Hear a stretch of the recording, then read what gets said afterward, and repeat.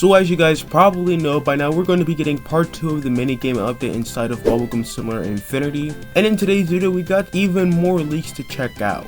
Actual leaks this time. Alongside that, I'll also show you guys how you can prepare for the new update too. So like guys, if you do enjoy the videos, make sure to like and subscribe to the channel.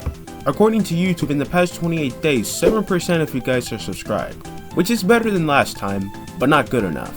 Let's see if we can get that to 10%. But also at 12k, I'll be giving away the secret overlord right here on my Discord server. So if you are interested, make sure to subscribe and join my Discord too.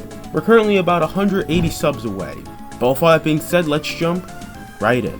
Now, as you guys probably know, we got a ton of stuff this week. In fact, I've already made 2 leak videos, but none of them had actual leaks. So we're gonna go over the new leaks right now, and after that, we'll take a look at the leaks we have so far. But like guys, I have to give thanks to my friends at the bgsi Scanners Discord server. Once again, go ahead and leave the link to that in the description below. But anyways, if we just come over here to the update page, we have Competitive Season 2, which drops on May 17th at 3 PM. To those who don't know, that's tomorrow. And next week after that, we got the Summer Festival, which drops May 24th at 3 PM. Let me just follow those events. Let's check out this here. So we got the competitive update and a new minigame as well. And the description reads, Competitive Season 2 is here. Join up with 10-player teams to compete to be the very best. Your feedback has been added to hopefully make this season more enjoyable. And additionally, part 2 of the minigame paradise is here, including a new minigame, prizes, and board buffs. So yeah, they did increase the clan size right here. It was normally 6, but now it's 10. I talked about that last video.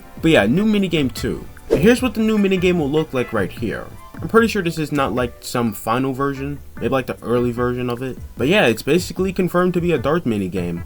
And that will be in minigame part 2. We'll probably get a new egg as well, like the Slaver egg, maybe with a secret inside of it. I hope that's the case.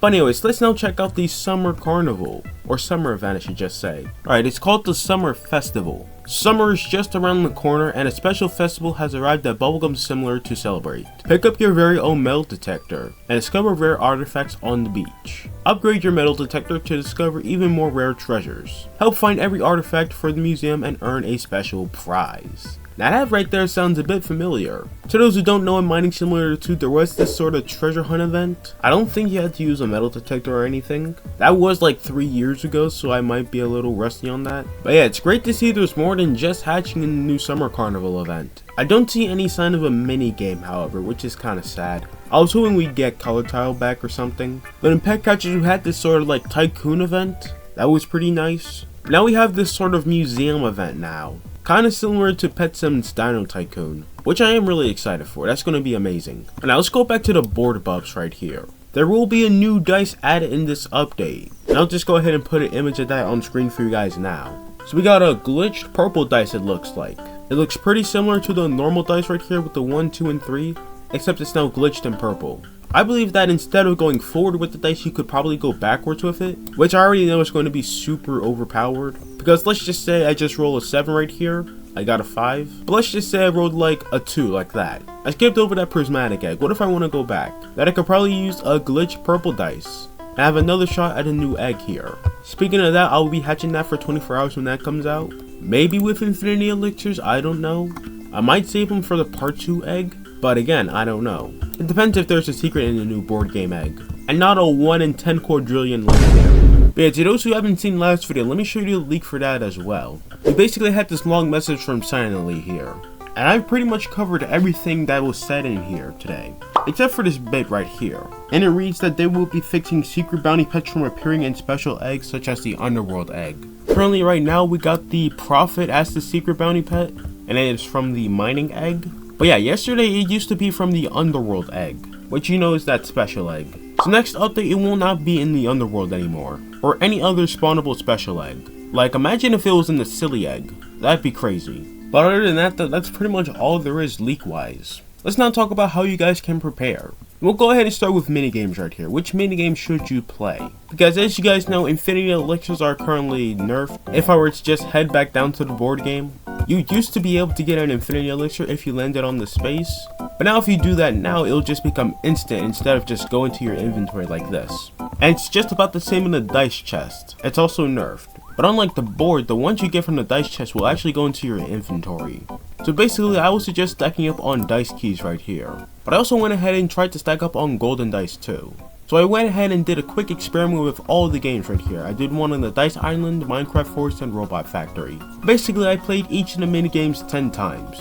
And I formed an average of how many dice keys I got, and how many golden dice I got. So let's start with the Dice Island right here. On the Dice Island we have Pet Match. And in Pet Match you can only get dice keys, there's no golden dice. So I went ahead and played that a couple of times.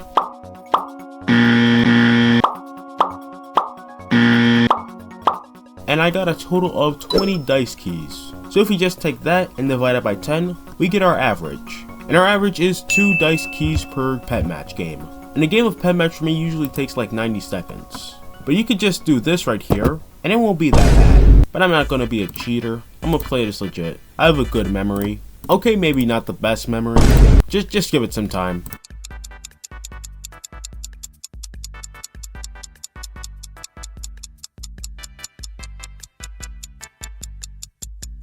Alright, done. That wasn't so bad. And that gives us another 2 dice keys. Now for Minecraft Forest here. In Minecraft Forest we got the car escape minigame.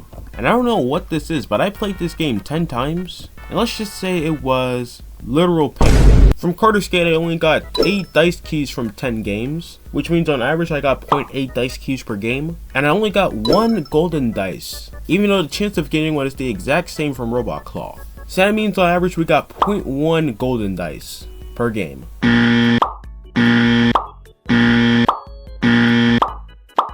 But now let's talk about Robot Claw here. Obviously the best game you should be playing. You can get dice keys, you can get golden dice, you can get evolve potions, even infinity elixirs. And that was a bit easier, you know, and it really does not take that long to play. So of course I played that 10 times.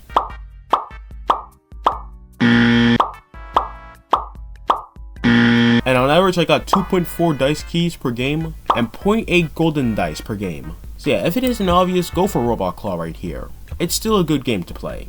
You can go ahead and stack up on evolve potions, which are still good. And when there is a dice rift, you can also get your infinity elixirs too. And if you have royal keys and if you find that royal chest, the chance of the infinity elixir is still 1% there. So that's another way you can get infinity elixirs. And you guys know you can get them here inside the infinite pass. You can also get them inside playtime rewards, even a daily shop right here. The problem is though, you can't get that many royal keys though. Like dice keys you can get a crazy amount of in a day. Royal keys is a bit slower. But it is 4 times easier to get an infinity elixir from a royal chest than a dice chest. But still, both are good methods. I'll just go ahead and buy some though. Something else you should probably do before the update drops is get a high roller team. Currently I don't have a high roller team, so I should probably get one. But you know, just make sure you have enough gems for that right there. Also reroll orbs. But other than that though, that's pretty much it. We're about 24 hours away from the update, so make sure to stack up on all the evolve potions you can. Same with your infinity elixirs and keys. But if you're excited, let me hear in the comments below.